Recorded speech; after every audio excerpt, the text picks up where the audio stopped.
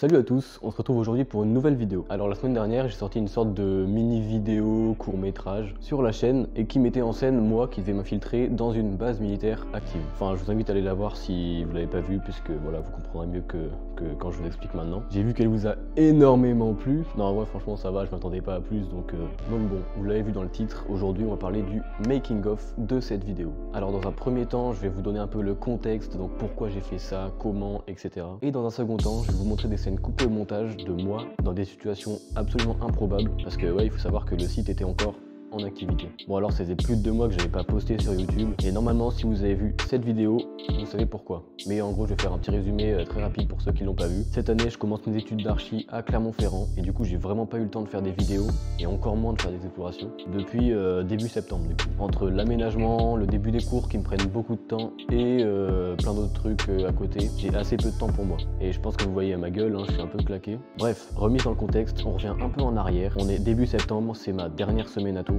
et je me dis qu'il faut que je tourne un peu des vidéos pour les mois à venir. Alors j'en ai tourné une dans laquelle j'ai continué à m'entraîner un peu à faire du tag. Je sais pas si vous avez vu la première qui est sortie il y a 6 mois, un truc comme ça. Mais je l'ai pas sorti puisque de 1 le POV était complètement foiré et de 2 au final je préfère ne rien poster plutôt que de poster quelque chose qui n'est pas forcément mon contenu habituel. Puis un peu après j'ai eu l'idée de faire une sorte de court métrage pour m'entraîner un peu à l'audiovisuel et parce que je trouvais ça cool. Donc précisément le 9 septembre, je le sais puisque j'ai gardé la même date dans le court métrage, je me suis pas fait chier. Après une préparation de scénario et de matos la veille, je pars en vélo dans une base militaire abandonnée, spot qui est d'ailleurs apparu déjà 2 fois sur ma chaîne, je vous mets les vidéos là et là, et donc voilà, c'était le lieu que j'avais choisi pour tourner. Donc voilà, j'arrive dans le spot, je commence à tourner, tout se passe globalement bien. Par contre ça a pris vraiment beaucoup de temps parce que j'étais tout seul et en fait à chaque action que je faisais il fallait que je fasse 2 à 3 voire 4 plans différents de tous les points de vue possibles et donc voilà, c'était quand même très long, mais bon bref, je tourne, tout se passe globalement bien, même si c'était quand même très chaud de pas se faire repérer puisque la base était encore active. Et donc voilà, je rentre chez moi. Une fois rentré, je me dis que je pourrais faire une sorte de petit scénario, histoire vraiment d'avoir un fil conducteur à la vidéo quoi, et de pas poster juste ça comme ça sur YouTube. Donc j'invente un vieux scénario tout pété.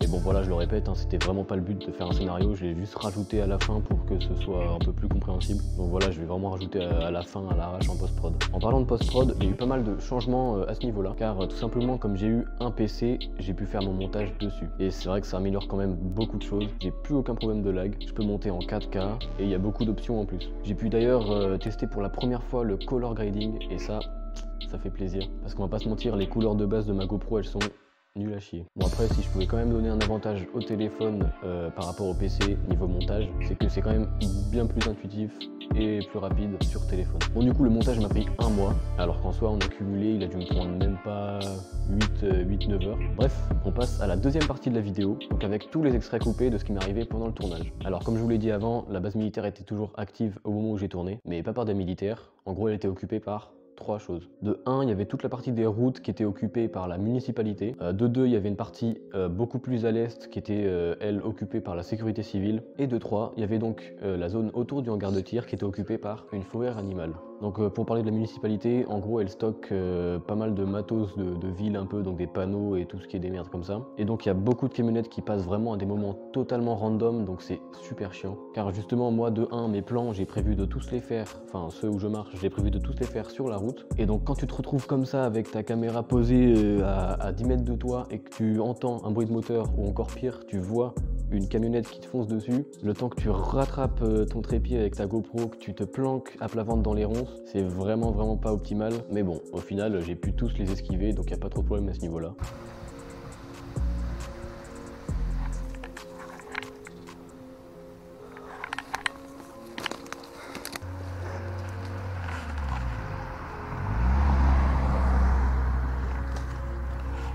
Alors une fois arrivé au hangar de tir, je remarque qu'il y a vraiment pas mal de gens autour, donc ils font partie de la fourrière animale. Donc j'ai réussi à rentrer quand même sans trop de problème puisque l'entrée était assez loin. Par contre il y a un moment où j'étais dans la salle de tir tout au fond et là j'entends vraiment des voix à même pas 5 mètres de moi, juste à côté.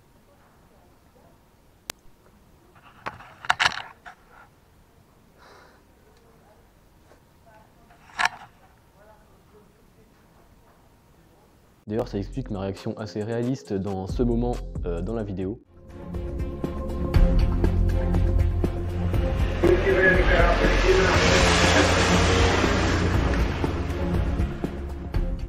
parce que en fait je tournais vraiment ma tête vers le bruit, donc vers les voix que j'entendais. Donc après avoir tourné toute la partie de la vidéo qui se passe dans le bâtiment, je sors pour tourner celle qui est donc à l'extérieur et sur le toit. Et là je me rends compte qu'il y a quand même plus de monde par rapport au moment où je suis rentré. Donc voilà, je me planque et j'attends toujours. Et là...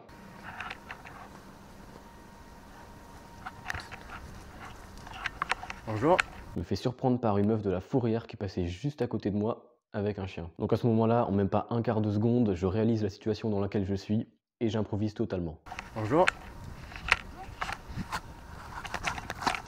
Vous avez pas vu passer un autre comme moi, habillé comme moi? Non. Parce que je le cherche justement. Mais normalement, là, c'est privé. Hein. Ah bon? Ah oui, là, c'est un privé. Hein. Ah bah excusez-moi, je vais partir alors. Ah, c'est pas le moment, mais Ok, faut savoir. ok d'accord. Bah merci, au revoir. Bon. Sur ce, moi je vais me casser un peu plus loin pour faire mes plans, puisque là elle va clairement spotter.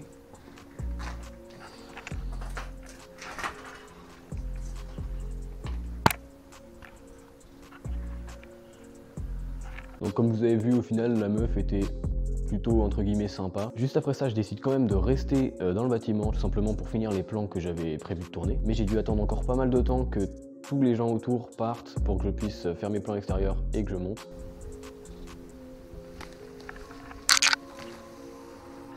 Putain, du coup il m'avait vu puisqu'il avançait vers moi. Mais en fait non, c'est bon. Par contre pour monter sur le toit ça va être super chaud. Puisqu'ils ont vraiment sorti tout le temps, genre depuis 20 minutes, depuis une demi-heure là, il y a une voiture devant qui est garée parce que c'est des gens qui viennent chercher leur chien. Putain, ils sont 3 maintenant. Je sais pas ce qu'ils foutent là, mais ça commence à me casser les couilles puisque je perds plein de temps. De base, si je veux faire tous les plans que j'ai prévus, il faut que je fasse, je sais plus, 3 ou 4 fois l'escalade du toit pour avoir différents plans d'en haut, d'en bas, en POV, etc. Donc une fois que les gens étaient tous partis, je me bouge le cul, je fais mes plans extérieurs plus les plans où j'escalade la façade du bâtiment pour monter sur le toit.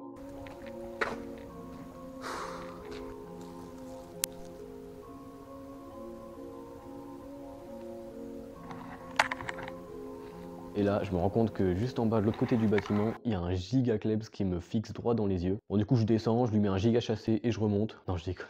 Donc ouais, voilà, il y avait un gros chien, mais heureusement, il a pas aboyé.